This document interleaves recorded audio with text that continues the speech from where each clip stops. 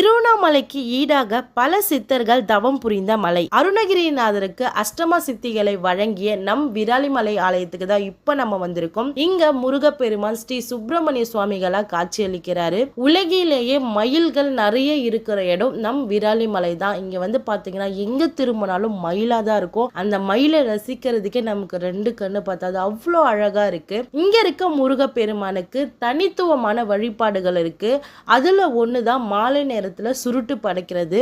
இந்த சுருட்டு படைக்கிற வழிபாடை அந்த காலத்துல இருந்து பின்பற்றிட்டு வராங்க. சுமார் 2000 ஆண்டுகள் பழமை வாய்ந்த தலமா வந்து பாத்தீங்கன்னா இது கருதப்படுது. இங்க இன்னொரு வழிபாடும் ரொம்ப சிறப்பு.